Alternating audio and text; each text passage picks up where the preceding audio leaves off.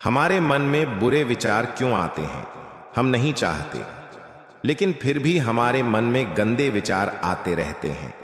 लेकिन क्यों मन हमारा सबसे बड़ा मित्र है और मन ही हमारा सबसे बड़ा शत्रु है? जब हम अपने मन का अनुसरण करते हैं तो मन हमें भटका है, और जब हम मन को संतुलित करते हैं तो हम अपने जीवन में सब कुछ पा लेते हैं। हम अपने मन में आने वाले गंदे विचारों को रोकने की कोशिश करते हैं, लेकिन जितना हम रोकते उतना ही यह विचार हमारे अंदर प्रवेश करते हैं।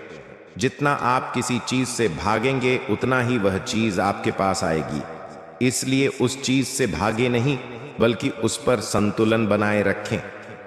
एक बार एक युवक राधा स्वामी जी के पास आया और राधा स्वामी जी से बोला, हे राधा स्वामी, मेरे मन में इतने गंदे विचार क्यों आते हैं? आना मैं नहीं चाहता कि मेरे मन में गंदे विचार आए, लेकिन वासना के विचार हमेशा मेरे मन में चलते रहते हैं और मैं उनके बारे में सोचकर बहुत परेशान रहता हूं। यह सब सोचने में मेरी ऊर्जा और समय बर्बाद हो जाता है, और इन सब विचारों के कारण मैं कभी कभी शांत नहीं रह पाता, और मैं हमेशा महिलाओं को देखकर मोहित हो जाता हूं, खुद को रोक नहीं सकता। राधा स्वामी जी मुस्कुराए और उन्होंने उस युवक से पूछा, क्या तुम जानते हो कि यह वासना क्या है? तब लड़के ने उत्तर देते हुए कहा, राधा स्वामी जी, मैं नहीं जानता कि वासना क्या है, लेकिन हां, जो भी हो, यह बहुत बुरी बात है। तब राधा स्वामी जी ने उस युवक से कहा, सबसे पहले तुम्हें यह समझना होगा कि जो कुछ भी हमारे अंदर स्वाभाविक रूप से है वह बुरा नहीं है। किसी ना किसी रूप में यह हमारे जीवन में आवश्यक है। वासना कोई बुरी चीज नहीं है। यह हमारे मन में उठने वाली एक भावना है जो हमें किसी ना किसी चीज की कमी का एहसास कराती है, और फिर हम उस चीज को पाने के लिए उस चीज की ओर आकर्षित हो जाते हैं। जैसे अगर आपके पास पैसे की कमी है तो आपके मन में पैसे पाने की इच्छा होती है, वासना उत्पन्न होगी। इसका मतलब यह नहीं है कि वासना बुरी है, बल्कि यह हमारे मन की एक तरह की जरूरत का एहसास है, और जब यह जरूरत शारीरिक होती है तो हम इसे काम वासना कहते हैं। युवक ने राधा स्वामी जी से कहा, राधा स्वामी जी, मैं वासना का अर्थ तो समझ गया, लेकिन आप मुझे यह बताएं कि यह आती कहां से है और कैसे है? राधा स्वामी जी ने कहा कि वासना कहीं से नहीं आती, यह हमारे भीतर ही है और इसका होना आवश्यक है, तभी मानव जाति का विस्तार होगा। युवक ने कहा, जब यह हमारे भीतर है और जरूरी भी है तो लोग इसे गलत क्यों कहते हैं? राधा स्वामी जी ने कहा, समस्या यही है, लोगों ने वासना के बारे में गलत सोचा है। वे इसे छिपाने और दबाने की कोशिश करते हैं। वासना गलत नहीं है, लेकिन वासना का गलत तरीके से उपयोग करना गलत है। लोग जो पसंद करते हैं उसके लिए जीना शुरू कर देते हैं और हर समय उसी के बारे में सोचते रहते हैं, लेकिन यह सब गलत है।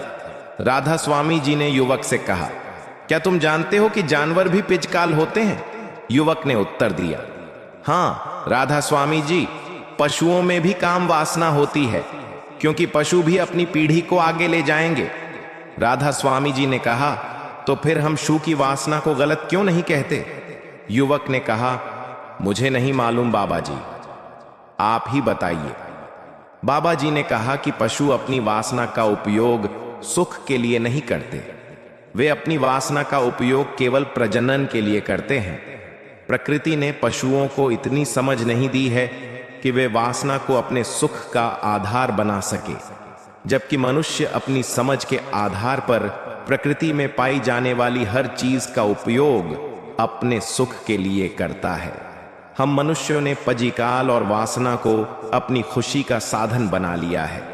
प्रकृति ने हमें अपनी वंशावली को आगे बढ़ाने के लिए दिया है, लेकिन मानव ने इसे अपने जीवन का अंतिम लक्ष्य बना लिया है, और वासना को बेलगाम होने देना गलत है। हम क्यों हावी होते हैं? यह बेलगाम क्यों हो जाता है? राधा स्वामी ने कहा, अब मैं जो तुम्हें बताऊंगा उसे ध्यान से सुनो। तुम्हें वासना का पूरा खेल समझ में आ जाएगा। तुम्हें तुम्हारे सभी सवालों के जवाब मिल जाएंगे। तुम्हें बस ध्यान से सुनकर समझना होगा। तब बाबा जी ने युवक से कहा कि चलो शुरू करते हैं। एक समय की बात है, गुरु और उनके शिष्य एक आश्रम में रहते थे। शिष्य प्रतिदिन आश्रम के बाहर स्थित गांव में दीक्षा लेने जाते थे। जो शिष्य भिक्षा लेने गांव में जाता था, उस रास्ते में एक नदी पड़ती थी, जिससे होकर वह प्रतिदिन भिक्षा लेने जाता था। एक दिन उसने एक लड़के को पेड़ के पीछे छुपा हुआ देखा। वह लड़के के पास गया और पूछा, भाई, तुम इस पेड़ के पीछे छिपकर क्या देख रहे हो? लड़के ने कहा, अरे क्या तुम नहीं देख रहे हो कि मैं क्या देख रहा हूं? जब उसने नदी की तरफ देखा तो कुछ लड़कियां वहां पानी भर रही थीं। लड़कियों की उम्र 14 से 15 साल होगी। तब शिष्य ने लड़के से कहा, अरे भाई, वहां तो लड़कियां पानी भर रही हैं, इसमें छिपने की क्या बात है? फिर लड़का शिष्य की ओर देखता है और उससे कहता है, अरे बेवकूफ, क्या तुम देख नहीं सकते कि मैं क्या कर रहा हूं? विपरिया नदी से पानी कैसे खींच रही हैं? बस उसके भावों को देखो, उसके कोमल शरीर को देखो, कैसे उसकी पतली कमर बर्तन उठाते समय लचक है, और कैसे उसके बाल उसकी कमर पर लहरा रहे हैं, मानो सुंदरता बिखरी हुई हो। शिष्य पुनः नदी की ओर देखता है और इस बार वह देखता ही रहता है। अब तक उसे कुछ भी दिखाई नहीं दे रहा था और वह बिल्कुल निडर था। उसे किसी बात का डर नहीं था, लेकिन अब वह छुपकर उन लड़कियों को देखने लगा जैसे उसने कोई गुनाह कर दिया हो। और जब वह छुपकर उन लड़कियों को देख रहा था तो वह अंदर से कांपने लगा और उसने कहा कि यह मैं हूं, मैं जो कुछ भी कर रहा हूं वह सही नहीं है, मुझे यहां से चले जाना चाहिए। और फिर वह जल्दी से चला जाएगा। फिर वह आश्रम पहुंचता है। आश्रम में जाकर वह अपने काम में व्यस्त हो गया, लेकिन जो कुछ उसने अभी देखा था वह बार बार उसकी आंखों के सामने आ रहा था। उसके मन में वही दृश्य चल रहा था। उसका मन भी वही देखने को ललचा रहा था। उसका किसी भी काम में मन नहीं लगता था। वह प्रतिदिन प्रातःकाल भिक्षाटन के लिए आश्रम से निकल जाता था और नदी के किनारे स्थित पेड़ के पास चला जाता था, जहां लड़का पहले से ही मौजूद रहता था और उसके साथ छिपकर लड़कियों पर नजर रखता था। वह हमेशा किसी न किसी विचार में डूबा रहता था। वह आश्रम का काम भी ठीक से नहीं कर पा रहा था। वह ना तो ठीक से सो पाता था और ना ही ठीक से खा पाता था। उसका मन अशांत था। उसका मन बार बार उन लड़कियों की सुंदरता को देखने के लिए ललचाता था। यहां तक कि जब गुरुजी भिक्षा दे रहे थे तब भी उनका मन अन्य विचारों में खोया हुआ था। गुरु ने अपने शिष्य की यह हरकतें देखी।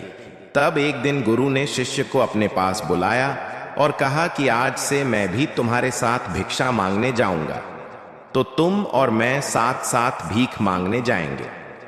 तभी शिष्य ने गुरु को मना करते हुए कहा कि नहीं गुरुदेव, आप परेशान क्यों हो रहे हैं?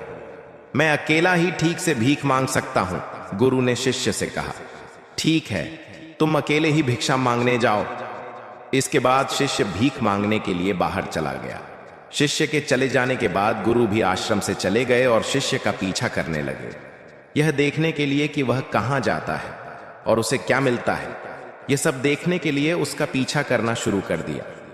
थोड़ी दूर जाने पर गुरु ने देखा कि उनका शिष्य एक लड़के के साथ एक पेड़ के पीछे अपराधी की तरह छिपा हुआ था और चुपके से कुछ देख रहा था।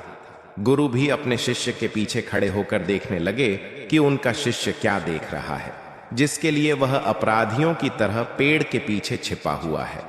गुरु ने देखा कि उनका शिष्य पेड़ के पीछे छिपकर से पानी भर रही लड़कियों को देख रहा था। तब गुरु ने शिष्य से कहा, क्या तुम लड़कियों से भी भीख मांगोगे? गुरु की आवाज सुनकर शिष्य का मन घबरा गया और उसे पसीना आने लगा। वह ऐसे कांप रहा था जैसे किसी चोर को पकड़ते हुए रंगे हाथों पकड़ा गया हो। उसकी हालत खराब हो गई। वह कुछ भी बोलने में असमर्थ था। शिष्य के साथ जो लड़का था वह भाग गया, जिससे शिष्य और भी घबरा गया। उसके मुंह से कि कुछ टूटे फूटे शब्द ही निकल रहे थे। वह अपने शिक्षक से आंख मिलाने की भी हिम्मत नहीं कर सका। गुरु ने शिष्य की ओर देखा और कहा, मेरा शिष्य निडर है, उसे किसी बात का डर नहीं है। लेकिन यह क्या है? डर के कारण तुम कहां रह रहे हो? शिष्य ने गुरु से कहा, मुझे क्षमा करें, इसमें मेरा कोई दोष नहीं है। उस आदमी ने मुझे धोखा दिया। लेकिन मैं तुमसे वादा करता हूं कि आज के बाद मैं ऐसा कभी नहीं करूंगा।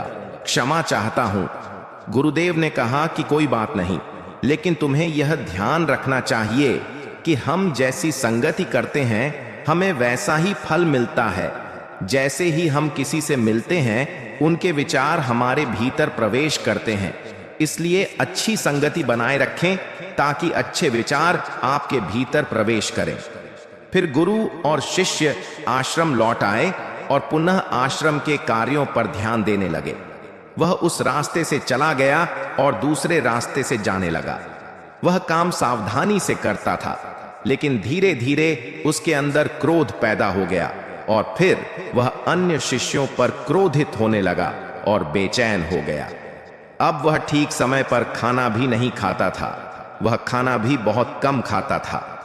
एक रात गुरु शिष्य के पास आए और उससे कहा कि तुमने मुझसे वादा किया था कि तुम अपने मन को नियंत्रण में रखोगे। अब तक आपने कितनी बार अपना वादा तोड़ा है? यह सुनकर शिष्य अपने गुरु के चरणों में गिर पड़ा और रोने लगा। रोते हुए उसने गुरु जी से कहा कि गुरुदेव, मैंने कई बार अपना वादा तोड़ा है, फिर वादा करता हूं, लेकिन हर बार अपना वादा तोड़ देता हूं। यह बिल्कुल भी मेरे नियंत्रण में नहीं है। मैं अपने मन से सभी बुरे विचारों को बाहर निकालने की बहुत कोशिश करता हूं, लेकिन चाहकर भी मैं ऐसा नहीं कर पाता। तब गुरु ने शिष्य से कहा, आओ मेरे साथ। गुरु शिष्य को आश्रम के बगीचे में ले गए और शिष्य से कहा, देखो यहाँ कुछ नाले हैं जिनके माध्यम से नदी का पानी इन पौधों और झाड़ियों तक आ रहा है। यह पानी लगातार बह रहा है। क्या आप इस पानी का बहाव रोक सकते हैं? शिष्य ने कहा, हां गुरुदेव, मैं इस प्रवाह को रोक सकता हूं। तब शिष्य ने मिट्टी उठाकर उस नाली के किनारे डाल दी। वह पानी थोड़ी देर के लिए रुका और फिर थोड़ी देर बाद उस रेत के ऊपर से पानी निकला। गुरु ने शिष्य से पूछा, यह क्या है? यह पानी बकुल भी नहीं रुका। फिर उसने कुछ कंकड़ उठाकर नाली में फेंके और फिर कुछ देर के लिए पानी रुक गया। लेकिन फिर थोड़ी देर बाद उन कंकड़ पत्थरों के ऊपर से पानी निकल आया। गुरु ने शिष्य से पूछा, क्या हुआ? पानी फिर आ गया। आप कह रहे थे कि रोक देंगे। क्या हम किसी चीज को पूरी तरह से रोक सकते हैं? तब शिष्य ने कहा, कोई बात नहीं गुरुदेव, मैं यह पानी रोककर आपको दिखाता हूं। फिर वह एक बड़ा पत्थर ले आया और उसे नाली पर रख दिया। पानी रुक गया। तब शिष्य ने गुरु से कहा, देखिए गुरुदेव, मैंने कहा था कि मैं पानी रोकूंगा। मैंने पानी को रोककर दिखाया। मैंने आपकी बात पूरी की। गुरु मुस्कुराए और बोले, अच्छा, ध्यान से देखो, पानी रुक गया है क्या? ये पीछे की नाली को तोड़कर बाहर आ गया है और इधर उधर बह रहा है। और ध्यान से देखिए, यह इस पत्थर के सामने भी आ गया है और यह पानी अपना रास्ता बदलकर फिर आगे की रब बहेगा। फिर कुछ समय बाद वही बात घटित हुई। तब गुरु ने शिष्य को समझाया, आपके साथ भी यही हो रहा है। आप बार बार प्रयास कर रहे हैं, अधिक से अधिक प्रयास कर रहे हैं, लेकिन हर बार आपका प्रयास विफल हो रहा है और यह हमेशा टूटता ही रहेगा। यह पत्थर आपका प्रयास है और यह पानी आपके विचार है। चाहे आप कितना भी बड़ा पत्थर रखें, पानी अपना रास्ता ढूंढ ही लेगा। यह देखकर शिष्य ने पूछा, हे गुरुदेव, क्या कोई उपाय नहीं है जिससे मैं गंदे विचारों से बाहर निकल सकूं? गुरु ने कहा, एक रास्ता है। यह पानी जिस नदी से आ रहा है, आप वहां से केवल इस पानी का मार्ग बदल सकते हैं। गुरु शिष्य को एक नदी के पास ले गए जहां से उस बगीचे में पानी आ रहा था। गुरु ने शिष्य से कहा, इस नदी से पानी जा रहा है। अगर हम बगीचे में जाने वाले पानी के रास्ते को बंद कर दें तो क्या हम पानी को रोक नहीं सकते? शिष्य ने कहा, हां गुरुदेव, ऐसा अवश्य हो सकता है। मैंने यहां से पानी बंद कर दिया है। फिर पानी सामने की नाली में नहीं जाएगा और फिर पानी बगीचे में नहीं जाएगा। तब गुरु ने शिष्य से कहा, यदि बगीचे में पानी ही नहीं रहेगा तो पेड़ पौधों को पानी कहां से मिलेगा? उन पेड़ों और पौधों को पानी की जरूरत है। तब शिष्य ने सोचा और कहा, यह बात मेरे मन में कभी नहीं आई। इस पानी का बगीचे में जाना भी जरूरी है।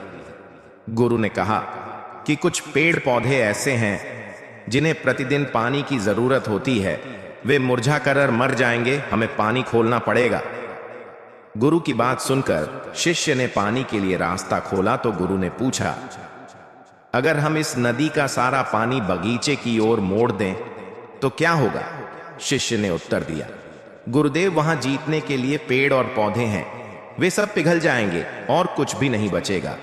गुरु मुस्कुराए और बोले, आप यह समझ हमें कुछ भी रोकना नहीं है, बस हमेशा संतुलन बनाए रखना है। कम पानी से भी पौधे नष्ट हो जाते हैं और अधिक पानी से भी पौधे नष्ट हो जाते हैं। हमारा जीवन संतुलन पर चलता है। गुरु ने शिष्य से कहा, अगर मैं तुमसे कहूं कि आम के बारे में मत सोचो तो तुम्हारे मन में सबसे पहले किसकी तस्वीर आएगी? गुरुदेव ने कहा कि जब हम अशुद्ध विचारों को बलपूर्वक रोकने का प्रयास करते हैं तो वे अधिक प्रबलता से हमारे अंदर प्रवेश कर जाते हैं, इसलिए हमें कभी भी उन्हें दबाने की कोशिश नहीं करनी चाहिए।